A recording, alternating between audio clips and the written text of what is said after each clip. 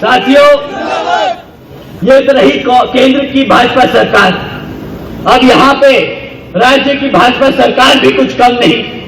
वह अपने आप को बहुत गर्व महसूस करते हैं जब बोलते हैं कि जी हमारी सरकार को बुलडोजर की सरकार बोला जा रहा है। उनको बोला जाता है बुलडोजर की सरकार क्योंकि उन्होंने गरीब लोगों के घर तोड़ने का काम किया। ये कोई गर्व की बात नहीं, ये कोई गर्व की बात नहीं। अगर यही इन्होंने बुलडोजर चलाए होते गुंडे और माफियाओं के अवैध धंधों पर, तो हम बिल्कुल बेशक उनके साथ खड़े होकर बोलते कि हाँ जी बहुत बहुत अच्छा काम किया है। परंतु जो आपने गरीब लोगों के घर तोड़े ना, मुख्यमंत्री जी को आने वाले विधानसभा आम चुनाव में इसका भी जवाब देना होगा। माँ बेटी मार दिया बुलडोजर, माँ बेटी में लाल टोपी वाले भी आएंगे, वो भी बोलेंगे कि हम आप लोगों के लिए आपके हकों की लड़ाई लड़ेंगे। पर बहुत ही युवा या साथी यहाँ बोले कि भैया हमने इनको मौका दे के देख लिया। ये जब नए नए आए थे टोपी पहन के साइकिल पे घूमे और बोले कि हम युवा नेता हैं, हम यहाँ पे युवा साथियों का बहुत सहयोग करेंगे, उनके लिए रोजगार देंगे। परंतु वो हमें टोपी, वो खुद टोपी पहन के हमें भी पिछले 5 साल में टोपी ही पहनाते रह गए। टोपी वाले थे। साथियों, उन्होंने एक तरफा जिस समाज में उनको एक तरफा वोट डाला, पिछले कुछ दिनों ने आप लोगों ने सबने देखा कि किस तरह जब इस समाज पर उत्पीड़न हुआ, जब इस समाज पर तकलीफें आई, तो किस तरह इस समाज के समाजवादी पार्टी के अध्यक्ष चुप्पी साधे बैठे रहे। साथियों, जो आपके हकों के लिए नहीं बोल सकता, जो आपके हकों के लिए नहीं लड़ सकता, वो आपके वोटों का हकदार नहीं।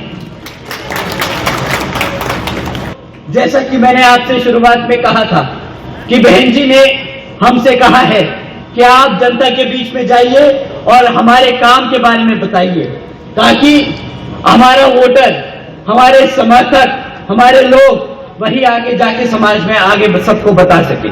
तो साथियों, मैं आपके सामने बहन जी के गवर्नेंस मॉडल के बारे में कुछ बातें बताना चाहूंगा। कोई बात नहीं साथियों, इस बार ही आने वाले लोकसभा आम चुनाव में इनको वही कटोरा थमा के वापस भेज दीजिएगा।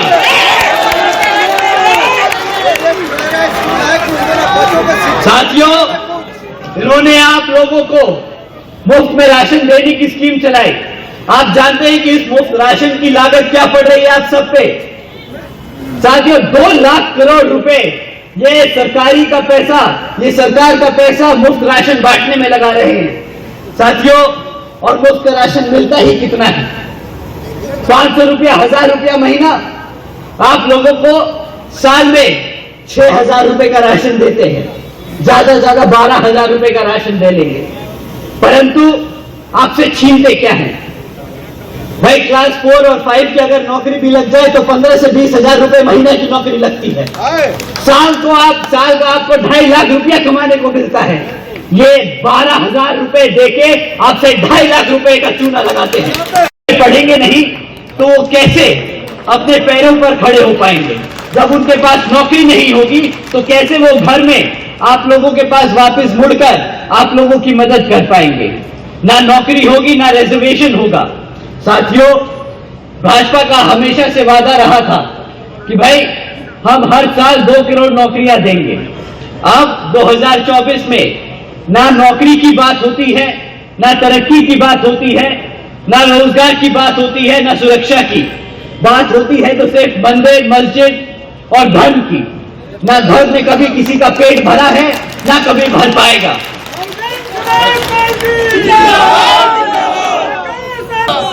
साथियों, जब वो रोजगार न दे पाए तो अब अपने आवाम को भूखा तो रखेंगे नहीं। तो प्रधानमंत्री जी के साथ साथ भाजपा के सभी बड़े छोटे नेता ये लाइन बहुत बखूबी रट के आप सबके बीच में बोलते हैं कि आज बीजेपी की सरकार ने 80 करोड़ से ज्यादा देशवासियों को मुफ्त में राशन देने की स्कीम चलाई है। परंतु कोई इनसे पूछे कि भाई 80 करोड़ लोगों को अगर आपकी खाने की स्कीम में, आपके खाने राशन की स्कीम पे डिपेंड होना पड़ रहा है, तो मतलब आज आधे से ज्यादा देश गरीबी रेखा के नीचे खड़ा है। तो किस बात की वो डेवलप्ड इकोनॉमी की बात करते हैं? किस मुंह से बोलते हैं कि ये इंडिया आगे बढ़ रहा है? किस मुंह से बोलते हैं कि इंडिया को $5 ट्रिलियन की इकोनॉमी बनाएंगे? साथियों, अपने पिछले कामों को लेकर चुनावी मैदान में उतरती है और अपने सपोर्टर्स को बताती है कि किस तरह उसने अपने 5 साल के कार्यकाल में क्या क्या काम करे। तो साथियों, मैं भी आपसे दरख्वास्त करूंगा कि आप जब विपक्षी पार्टियां आप लोगों के बीच में आए और वोट मांगे तो आप उनसे पहले उनके पिछले 5 से 10 साल के कार्यकाल की रिपोर्ट कार्ड मांगिएगा। साथियों, बीजेपी की केंद्र में रही सरकार पिछले 10 साल से चल रही है और वह इस बार आप लोगों के बीच में गली मोहल्लों में घूम रही हो, परंतु उनसे कुछ मुद्दों पर आप लोगों को सवाल करने हैं। साथियों, पिछले 10 सालों में न शिक्षा पे उन्होंने कुछ काम किया, न सुरक्षा पे कुछ काम किया, न यहां रोजगार के लिए कोई काम किया। अब शिक्षा की बात करें तो साथियों, हम सरकारी स्कूलों के बच्चों के सर्वे, सरकारी रिकॉर्ड्स में देखें कि आजकल 8वीं कक्षा तक के बच्चे आज अंग्रेजी के शब्द पढ़ नहीं पाते। अगर हम एजुकेशन की बात करें तो स्कूलों में, सरकारी स्कूलों में आप बच्चों से अंग्रेजी में बात करने को कहें तो बेचारे सेंटेंस नहीं बना पाते। जहां रही बात मैथ की, प्लस माइनस मल्टीप्लिकेशन डिवीजन की, तो 8वीं तक के कक्षा के बच्चे, आधे बच्चे आज बेसिक मैथ्स नहीं कर पाते। और आजकल आज 65% से अधिक सरकारी स्कूलों में कंप्यूटर्स तक की फैसिलिटी नहीं है। साथियों, आप सब जानते हैं कि शिक्षा कितनी महत्वपूर्ण होती है एक बच्चे का भविष्य बनाने के लिए। अगर भाजपा सरकार पिछले 10 सालों में हमारे बच्चों को शिक्षा ना दे पाई तो उसने हमारे खाली बच्चों की शिक्षा के साथ नहीं, आपके भविष्य के साथ खिलवाड़ किया। साथ ही साथ आज साथियों 10 साल में शिक्षा तो पूरी कर नहीं पाए, ना बेचारे रोजगार दे पाए। आज 3 में से 1 ग्रेजुएट युवा साथी बेरोजगार घूम रहा है। सरकारी नौकरियों के नाम पर सिर्फ पेपर लीक करने की खबरें आती हैं, जहां पर अगर कोई नौकरी निकल भी जाए, जहां पर कोई नौकरी निकल भी जाए तो साथियों 1-1 हजार नौकरियां निकलती हैं, वहां पे 90-90 हजार लोग अप्लाई करते हैं। एक क्लास 5 की नौकरी के लिए यहां पर PhD स्कॉलर्स, इंजीनियर्स और ग्रेजुएट्स अप्लाई कर रहे हैं। साथियों, ना यहां पे शिक्षा का प्रबंध हुआ, ना यहां नौकरियां दे पाए। अब आप ये देखिए कि किस तरह वो दीमक की तरह हमारे सिस्टम को तोड़ने की कोशिश कर रहे हैं। अपनी बात अपनी कमियों से दूर करना चाहूंगा। हमारे यहां विपक्षी पार्टियों ने हमारे कैडर, हमारे वर्कर, हमारे कार्यकर्ताओं के बीच में एक बहुत गंदा, एक बहुत नीच तरीके का एजेंडा फैलाने की कोशिश की है। हमारे लोगों को भ्रमित करने की कोशिश की है, डिमोरलाइज करने की कोशिश की है।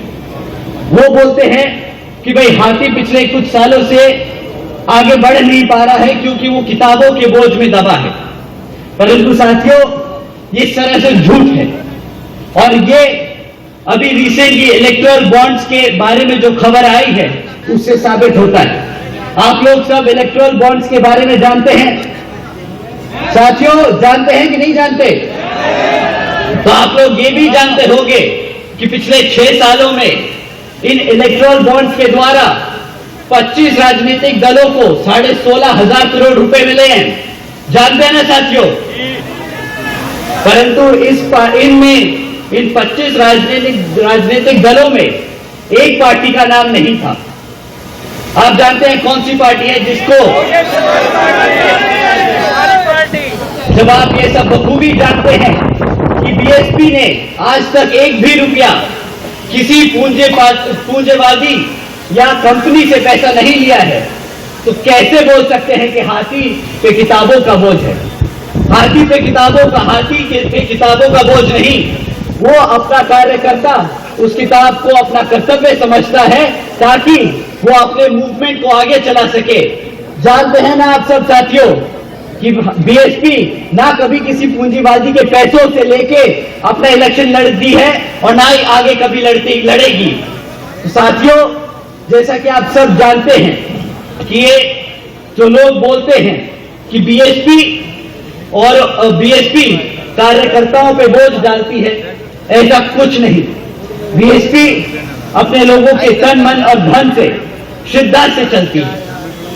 साथियों, जैसा कि आप जानते हैं कि लोकसभा के आम चुनाव चल रहे हैं और इस लोकसभा चुनाव में अन्य पार्टी आप लोगों से आकर आपसे वोट मांगने का काम करेगी, परंतु इस बारी आप वोट डालने से पहले उनसे पिछले 10 साल का रिकॉर्ड जरूर मांगिएगा कि पिछले 10 सालों में जब वो सत्ता में रहे हैं तो उन्होंने आप लोगों के लिए क्या काम करके दिए। साथियों, आप जानते हैं कि बहन जी के सख्त आदेश हैं कि बीएसपी कभी मैनिफेस्टो जारी नहीं करती, बीएसपी कभी आने वाले 5 सालों के बारे में वादे नहीं करती।